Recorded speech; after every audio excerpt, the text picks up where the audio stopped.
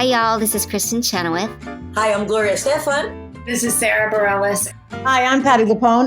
This is Lin-Manuel Miranda. You're listening to the Broadway Podcast Network.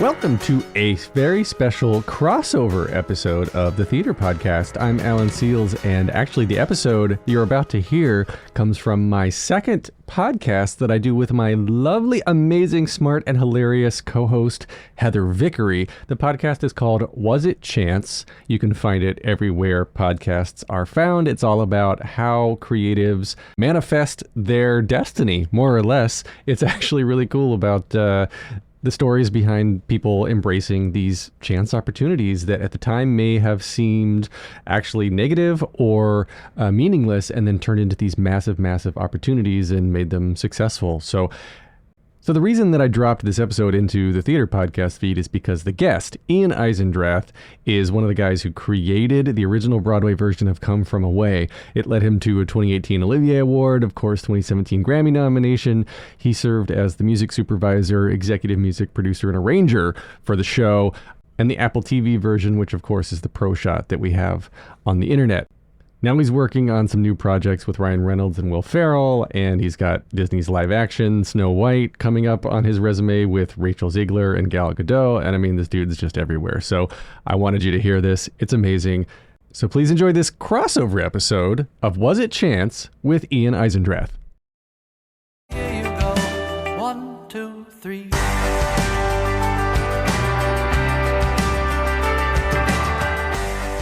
I just want to always have, unlimited fulfilling projects. And it's not about success or money. It's about, I love this and I don't want this to ever end.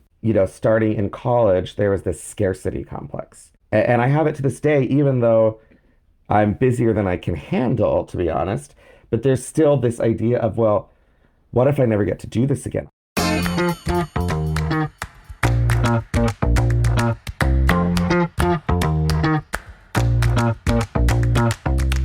Hey everyone, welcome to Was It Chance, the podcast about embracing opportunity and taking intentional risk for your creative life. And it's a special crossover episode for the Theater Podcast. I'm Alan Seals. And I'm Heather Vickery. Alan and I started off as two perfect strangers who met by chance and embraced opportunity. Listen in as we chat with other successful people about the risks they've taken to put themselves on a path to creative success. Alan, how are you today? I'm good. I got my sexy hangover voice You do. going on. You do. And, who's with us today? No, I haven't been drinking. Oh, who's with us today? We have none other than Ian Eisendrath, who has held various roles on the original Broadway version of Come From Away, which led him to a 2018 Olivier Award and a 2017 Grammy nomination. And then after the show's successful run on Broadway, Ian then music supervised the Apple TV film version, which just recently came out. It was recorded live on stage here in New York. Well, here for me, not here for you. He served as music director, executive music producer, and arranger, and his next projects now include a Disney live-action musical, which I can't wait to get into, and Lyle, Crocodile, which looks just so cute with Mr. Shawn Mendes as Lyle and Lyle the Crocodile. Yes. Ian, welcome to the podcast. Thank you. So good to be here. We appreciate you getting up very early on the West Coast to do this with us. It's my pleasure. You'll have to forgive me if it starts slow, but we'll pick it up. It's okay. Well, you've got sexy hangover voice too. You and Alan. Totally. What's your excuse? Did you drink? No, I flew in from London a day ago. We just wrapped. That's a good excuse. A live action film, and now in LA, and dove right into a mix for a film coming out this fall. So I just haven't slept. Ian, you've got so much freaking going on, and you're flying all over the world now doing live action stuff, and now you're prepping for Lyle Crocodile coming out this October, I believe, if memory serves. But I want to back up a little bit and start with basically the intro to what got you into music. Was there a specific touchstone, a moment, a chance that all of a sudden you were like, this is speaking to me, I need to follow this path? Yeah, it was really vivid. I was a kid that was like really creative and interested in a lot of things, but definitely had not found a place. And I think my mom was even like a little bit like, what is this kid gonna do? Because he's clearly not like gonna just go hang out and play with friends, but also I don't think there was any apparent skill, talent, or potential maybe. I think it was just more like, this is someone who clearly has a lot of creativity and, decently smart, and there's an intensity to me as a kid. And then I went to see musicals,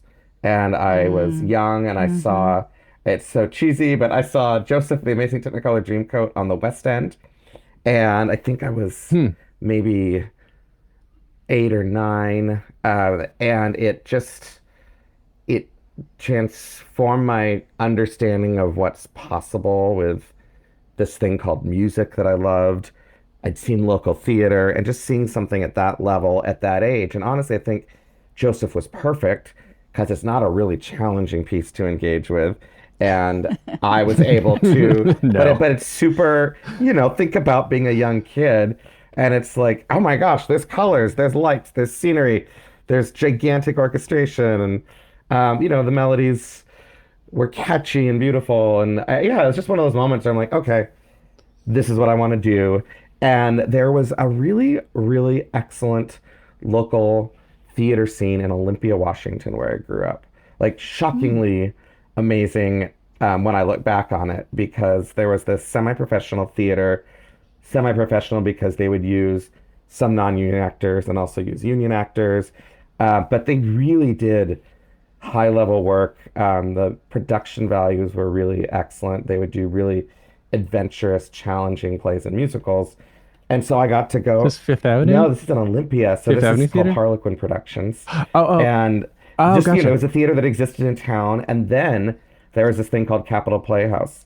And Capitol Playhouse was this very intense, maybe too intense, training ground for young theater artists. And we would sign up for a summer camp, and it wasn't cheap, but you would suddenly be part of this almost professional level production, all made up of kids. Like, I look back on it, and like the scenery, the lighting, the costumes, the orchestra, what was expected of us was so high level, sometimes higher level than stuff I encountered in like the very beginning of my professional career. But it was also frightening, because the teachers, directors who I learned so much from were also really demanding, really intense, probably wanted to be working with adults at times because they had such a clear vision and a clear sense of what this could be. But that really benefited us because it challenged us. And I remember being 10 years old. They did like a stunt casting thing. I think they saw that I had some potential, and they're like, we're going to cast you as Coco, who is the lead in The Mikado. And, everyone else was 16, 15 that were playing the leading parts. But I got to be in that. And then I just remember week 2 watching the music director, a man named Joseph Goodrich, who still is in New York and doing cabaret work and singing and writing and opera. And he was just this phenomenal talent. And I watched him do his job as music director. And I was like, oh, that's me. And so I'm 10 years old. I see this guy. He wears all the hats I want to wear. I think he is probably in college at this point, if not just graduated. And I love that he was the person bringing together everything that had to do with music, storytelling, acting, overall, just how the show is going to flow. And obviously, a music director is not responsible for the acting per se, but you end up touching it so much. It's like, oh, this is the person in the center of it all. And literally in the orchestra pit. And so right then at age 10, I was like, this is what I'm going to do.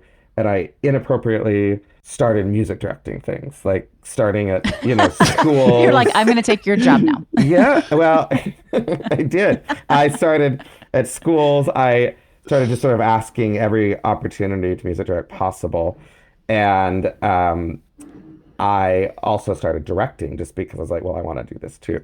And when I was 14, this Harlequin Productions. I might have been 15, which was this semi-professional theater. I just wrote to them and I said, hey, I would really love to be your music director for this upcoming musical, which I look back and was like so precocious. And the really lovely artistic director had sort of seen me grow up. She was like, you know what? Let's do this. And so for all of high school, I actually ended up having a part-time that felt like full-time job being the resident music director at Harlequin Productions, where I was working with adults, professionals, doing some really challenging musicals like Assassins and Pippin, The Mystery of Edwin Drood, Pump Boys and Dinettes, creating new shows. And, it was this magical time for me because I didn't know to be afraid. And all I knew to do was just do. Did you already have any background with playing any instruments or reading music or anything? Because it sounds like you went to see Joseph when you were 8 or 9, and then started performing as an actor when you were 10, Right. and then inappropriately taking over musical direction. But at some point there was I learning actually instruments started in there. Yeah, I started in piano at age 7. That was always an intense area of study for me. And I also immediately after that first experience where I'm like, I'm going to be a music director, I started in weekly voice lessons and theory, and just sort of learned everything I could. I love that you said I didn't know to be scared.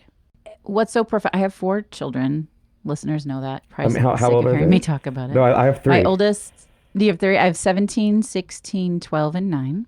Oh, wow. And some of them are innately scared, and some of them don't know to be scared. And I'm wondering if you were just born with it, or was it Yeah, maybe? well, I mean, were look, you just born with it, or did your parents guide Right. you down that sort of no fear path? Well, 2 things. I connect with what you're saying because my 3 kids are 10, 13, and 16. And something that I have grieved was like the moment that I experienced my first child sort of start to become shy, and I'm not even going to say afraid, but aware of themselves in a way that Yeah. is like you're saying, it's innate. And I think I went through the same process. I think that I very much, I think my parents did really encourage me, and I know they did, and believe in me. And my dad was this tennis coach who loved musicals and music, and he'd actually studied dance at UCLA with my mom, who'd done her master's work in modern dance. And so there was absolutely a fearlessness about the arts, and like no one was like, oh, by the way, this is unstable. To a nice. fault probably. But then, so I was fearless, but I very much, for me, when I went to college was the day that fear, awareness that you are not the only fish in the pond, it consumed me. And I would say that's something I struggle with to this day, is that, and it comes from a passion and love for what I do. I just want to always have, unlimited fulfilling projects. And it's not about sort of success or money. It's about, I love this and I don't want this to ever end. And I think that, starting in college, there was this scarcity complex. And I have it to this day, even though I'm busier than I can handle, to be honest. But there's still this idea of, well, what if I never get to do this again? I walked into the mix stage at Sony. We are doing a giant film called Spirited, which is starring Will Ferrell, Ryan Reynolds, Octavia Spencer. I'm the executive music director. We've been working on it for 1.5 years.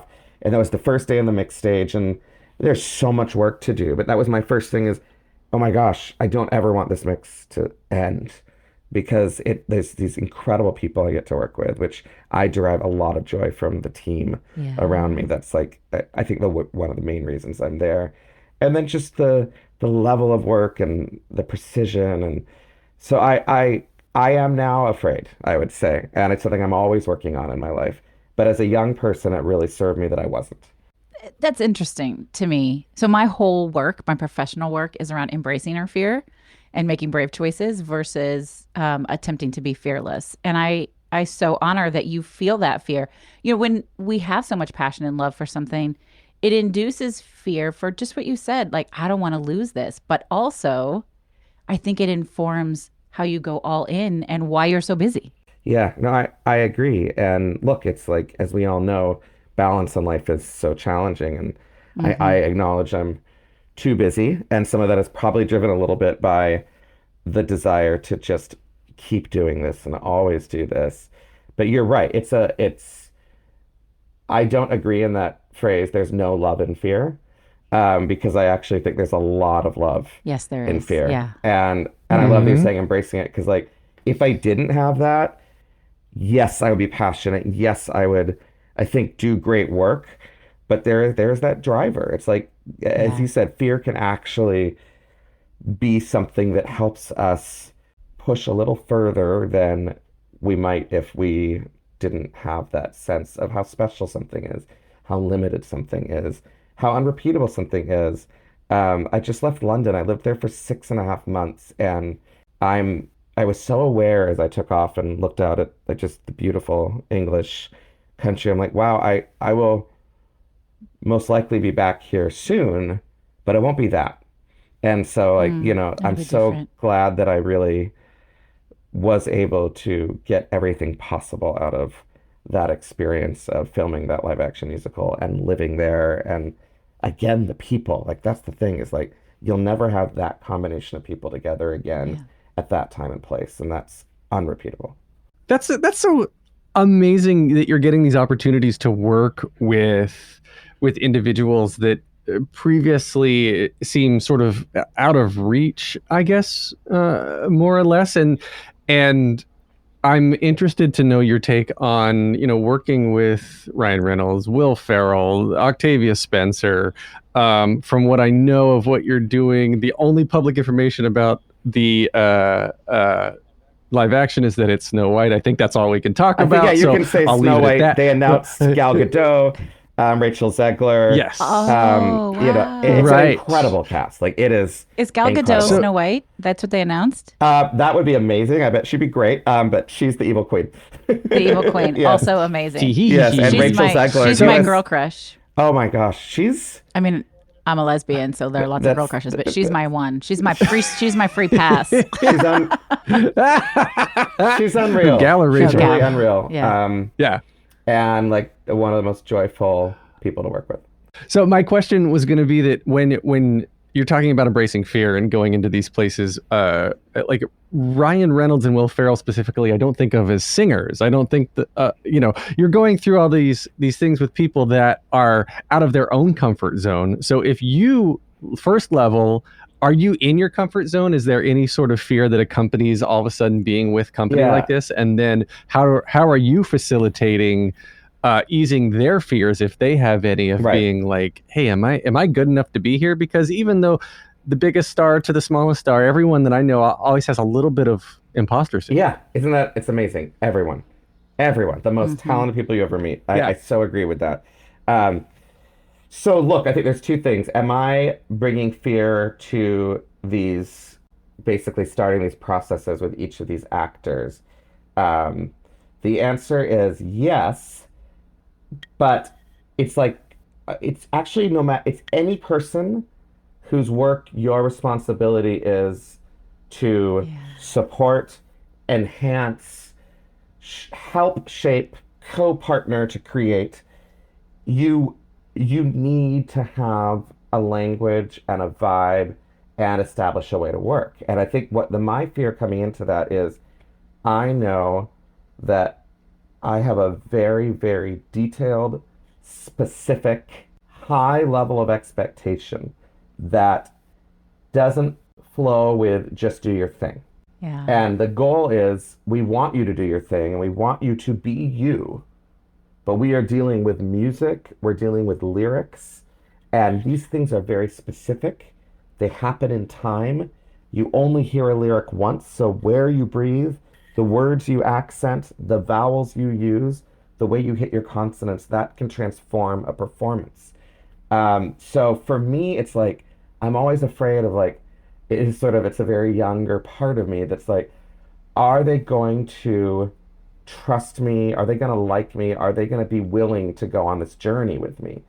And I know, and I've been told by people I work with that I, am probably more demanding and get in there and ask for more detail, precision, specificity than most. And, like someone like Ryan Reynolds, that made me, and Will Ferrell, it's like, are they going to be like, dude, I'm Ryan Reynolds, I'm Will Ferrell, like, chill out. You're lucky that I'm singing.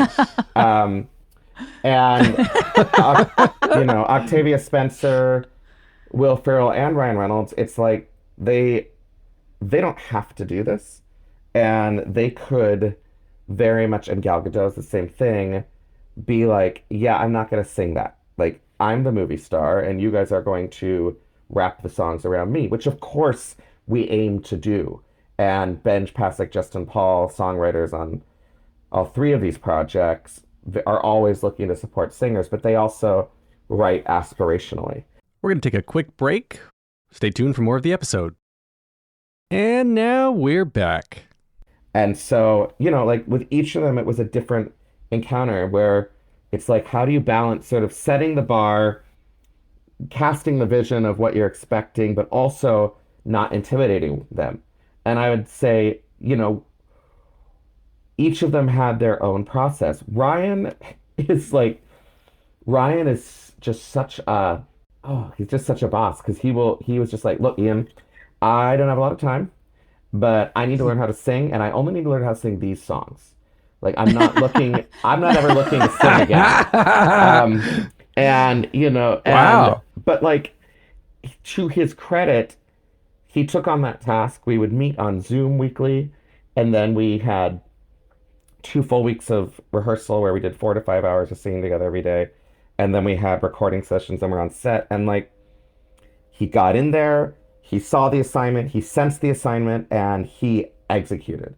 And it reminds me of the empire that he runs. It's like why he can do that. Like my favorite image is him on set dealing with like a phone call about his maximum effort, production company, his cell phone company, his football team, the choreography being given to him, me asking him to do something vocally, the director asking him, and he's just like, yep, got it. And then he delivers. Just did ADR with him yesterday, which is when you go back and like record some words and notes that don't totally match picture. And I scheduled 4 hours plus another session. He was like, okay, guys, let's do this. And in 2 hours, we're out. So that's Ryan. And I think that he really did take on singing, and he really, really has a natural talent for it. And I think people are really impressed and surprised. He also had a vocal teacher. So like my role is much more in the coaching of the performance and getting the stuff we need from him, and shaping that and producing those vocal sessions and all that. He also worked with Liz Kaplan, who's a master voice teacher.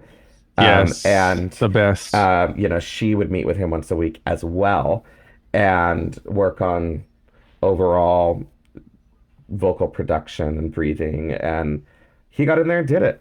Octavia, was probably my favorite experience. I'll never, ever forget this. Like how you call her an experience. Well, no. I mean, she's an incredible Working woman. with her as an experience. Yeah, no, she's, by the way. No, I get it. Deeply incredible human being. But she, was like, she listened to the song and was like, this is not what I do. And she is someone who, like what she's talked about, I think she started in a place of passion and fear, and really wanted to just like figure out a way to get through this without having to sort of completely make herself vulnerable and unpack her instrument and sing notes that she did not believe existed. And we approached it very much like a monologue on pitch.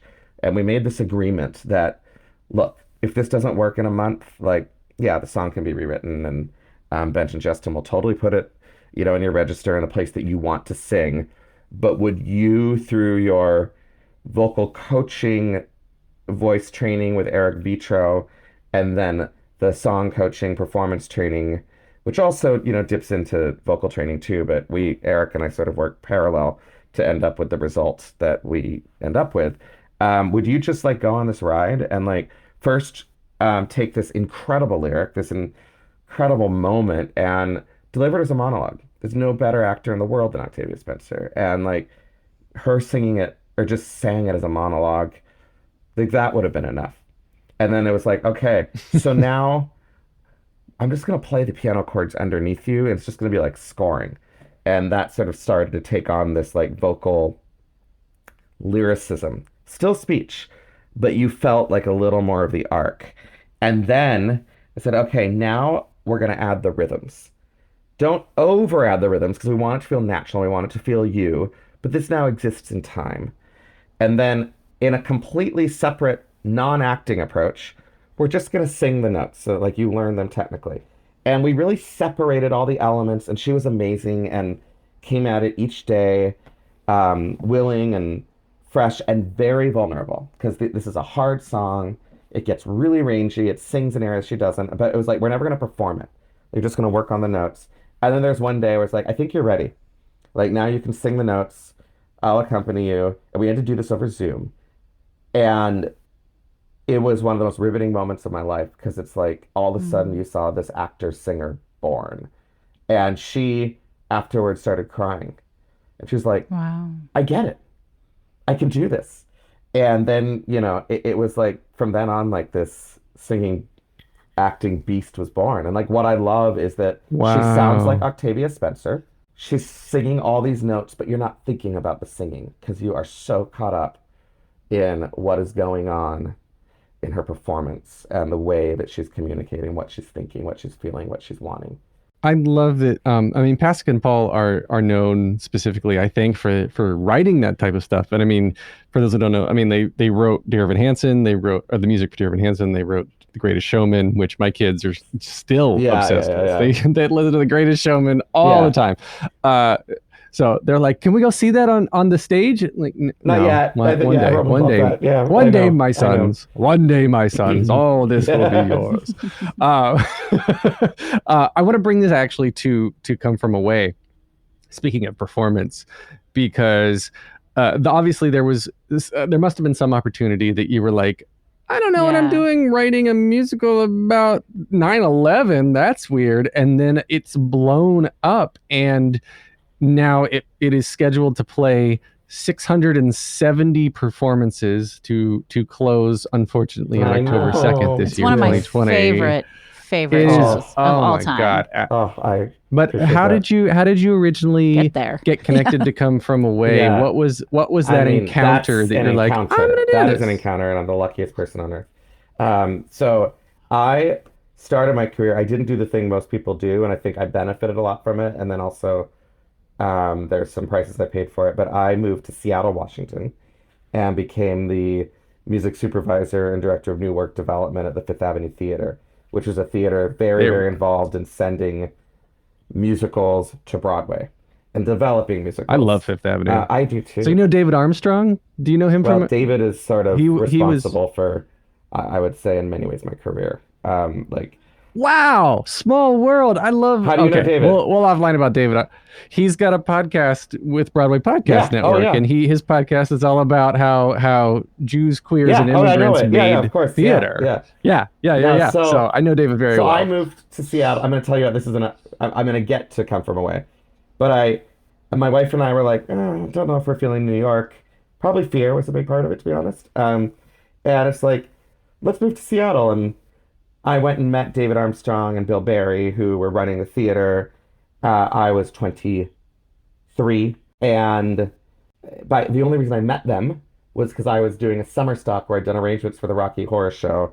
They were needing arrangements for the Rocky Horror Show, so they wrote to me asking, if they could have them.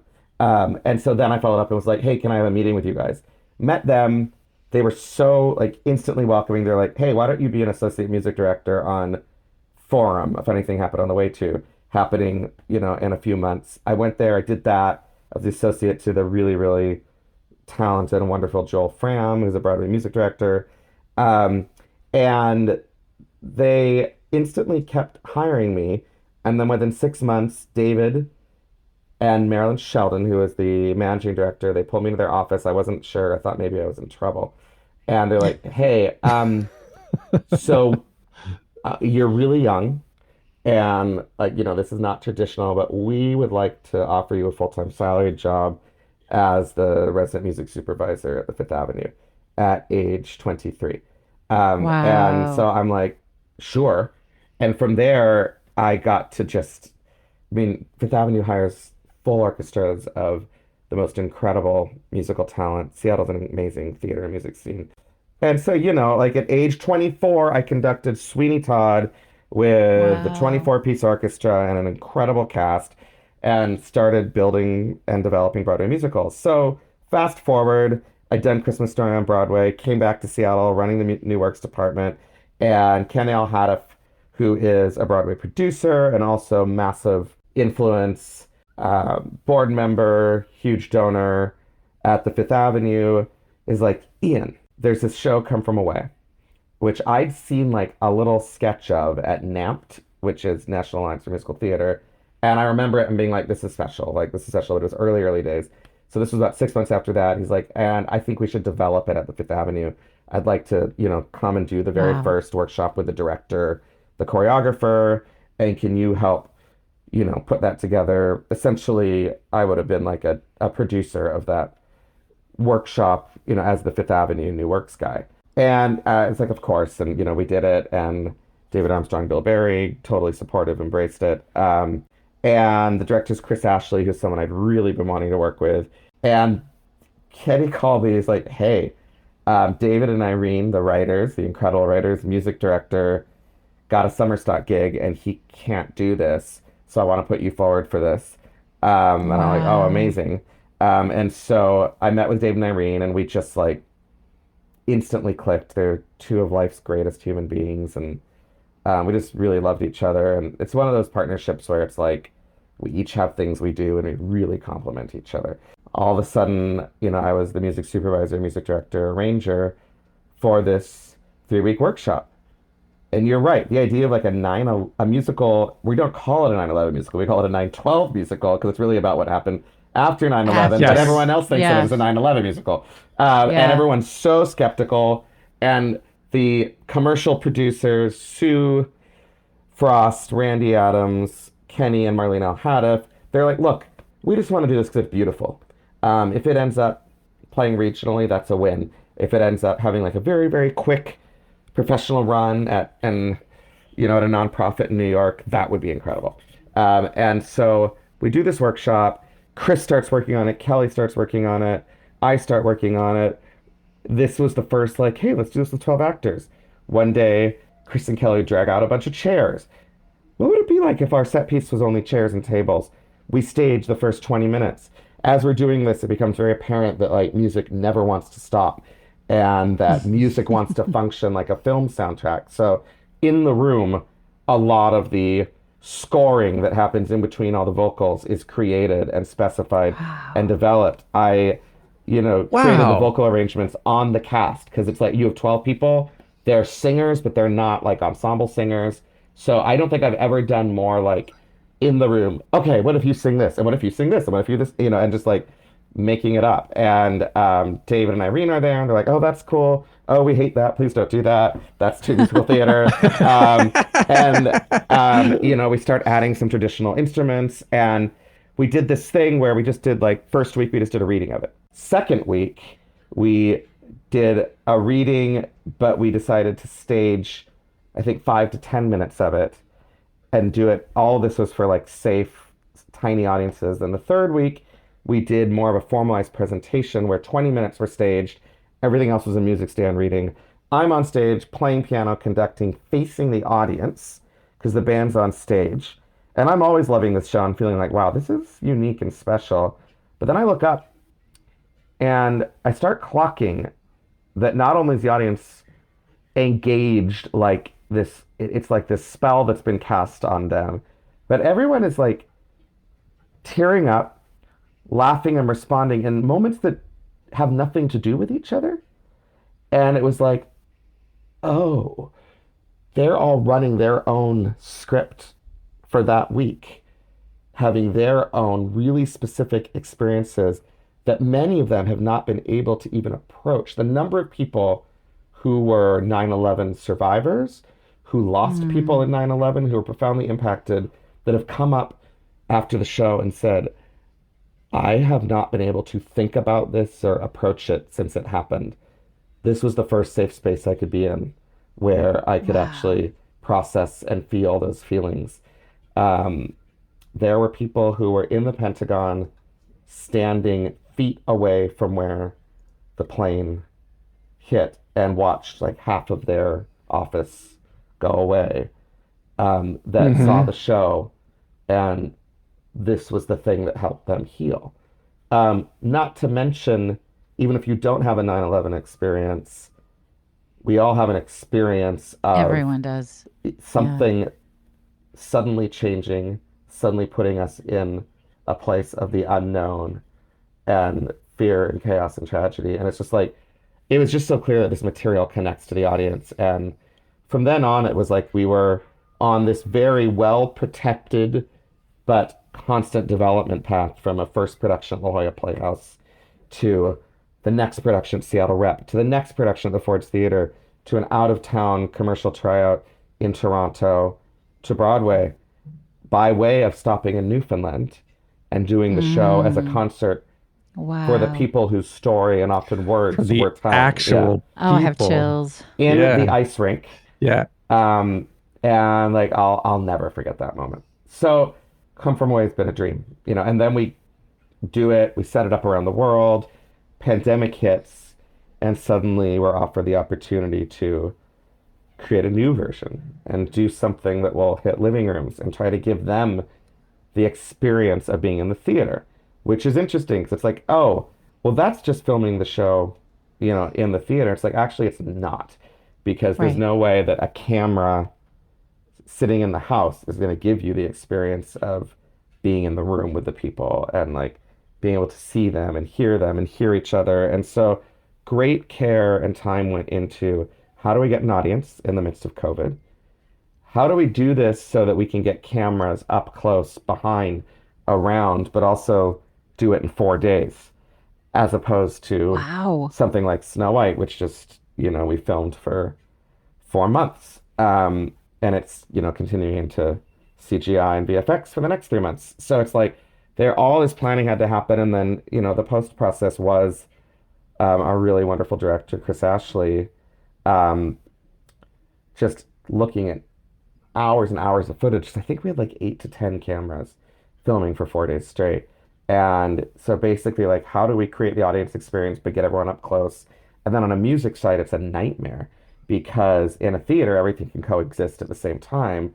But in a film mix, you want to get all the live vocals, but those have to be totally silent. Like, everything around them has to be silent. You're not on a soundstage. You need everything on multi-track. Oh my gosh. And then you have to we have live instruments on stage. We have pre-recorded band checks.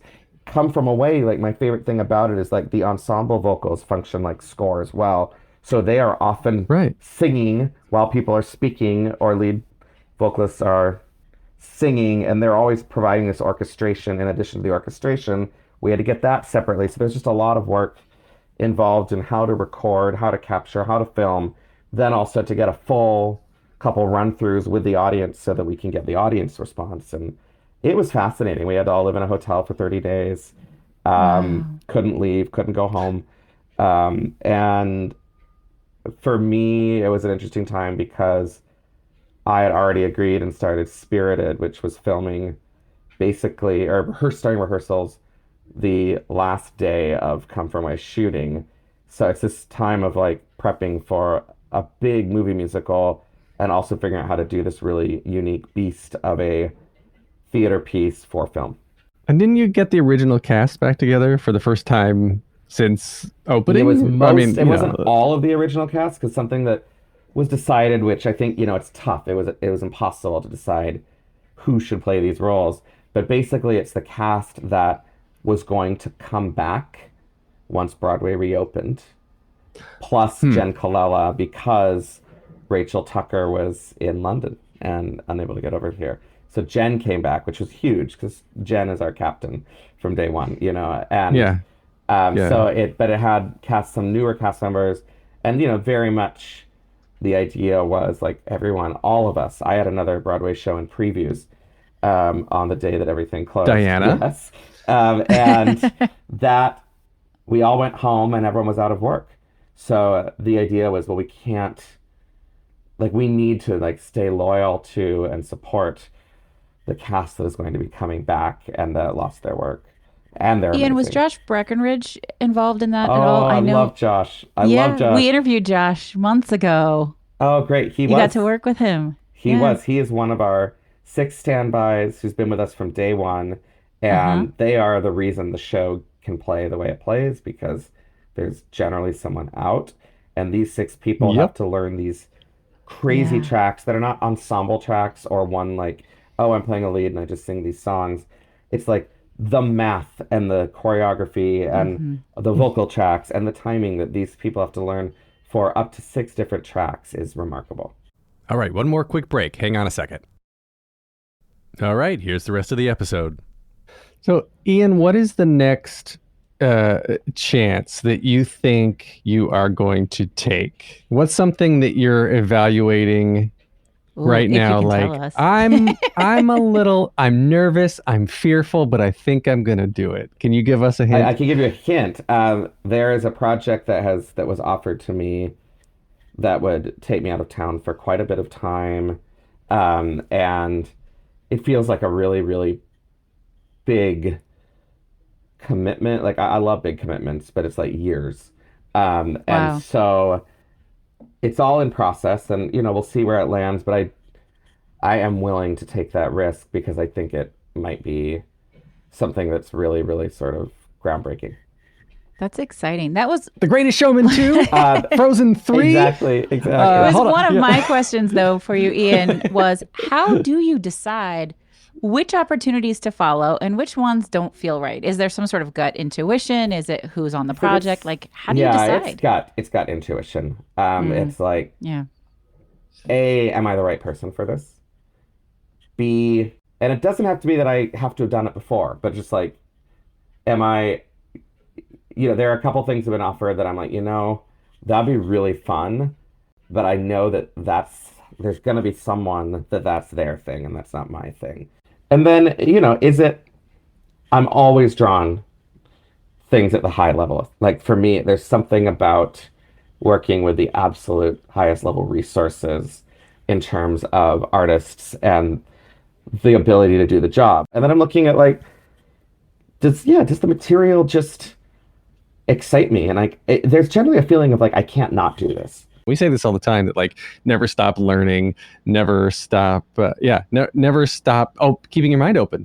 Yeah, I mean, that's been my favorite thing about what I do is like travel, not travel in terms of vacation travel, but like just living in other Life travel. cities and cultures. Yeah, I love that. That's beautiful. Well, I don't want to take up any more of your time. We need to let you go because, God, I want to talk to you forever. You guys, it was just a joy to talk to you at any time. Like, thank you so much It was so fun. Take care. I don't know how many times I felt and actually said out loud, that gives me chills. Like, there were so many moments where Ian is experiencing something that is so life-changing and so unique and so incredible. And he shares it in a way that I'm like, oh, wow. So he put himself into a position at a young age in his teenage years where he was unafraid. He didn't know to be afraid, and therefore created this foundation by which he could build on into his late teens and early 20s of all of a sudden being holding himself to a much higher standard that adults still sometimes aren't even held to. Because, yeah. One of the things that I wanted to say/ask to him when he's talking about working with all of these incredible celebrity artists, and he said, they could push back, I'm the talent here, you have to accommodate me, is I imagine true artists are so thrilled to work with someone as passionate as him, to trust his vision because they know that he's going to make them better. That's leaning into fear again, embracing that. Even if, your top stars, Will Ferrell, Ryan Reynolds, Gal Gadot, Renee Ziegler, all these people who can show up exactly like you just said and just say, I'm going to do it my way, screw you guys. Mm-hmm. But instead, they're like, you know what, I'm going to, especially his story about Octavia Spencer, right? I'm going to trust that the journey you want me to go on is going to work for me, and I'm going to just give it my all. And that, I think that speaks to a lot of actors and people in the creative space anyway. They get to the next step. They get to their next evolution in their lives because they're embracing that opportunity to, I guess, give up a little bit of control and learn again. We go back to learning, to learn from these people who know things that are different from them and believe in them and know that they can help this person, mold the raw clay into this finished character, this finished product, this finished song, whatever it is. Absolutely. Yes, cool. He's a neat guy. I am, maybe more than anyone else we've ever interviewed, I love following the path of chance with him. Like, there are just so many, like, right conversation at the right time, right place at the right time, right, just being there and getting that intuition and going, yeah, we're going to do that. So cool. Yep. And now, the next project that obviously we don't even know about, if we just hinted at it, like it's the same thing. He's just evaluating everything and seeing where it's going to go. I absolutely love that. It's great. I can't wait. Very cool. Well, folks, we hope you loved it as much as we did. We want to hear all about it. You can connect with us on Instagram. We are Was It Chance on Instagram. Send us a DM, or you can email us at wasitchancepodcast@gmail.com. Tell us how you're out embracing opportunity and chance and what you're doing. We hope that you continue to follow us on all of the appropriate platforms and share these episodes with your friends. That was nice. Yeah, thanks. I just did that on the fly. I didn't have that scripted or anything. Well, you've been listening to Was It Chance, the podcast about embracing opportunity and taking intentional risks for your creative life. I'm Alan Seals. I'm Heather Vickery. Until next time, take care. Bye-bye. Bye.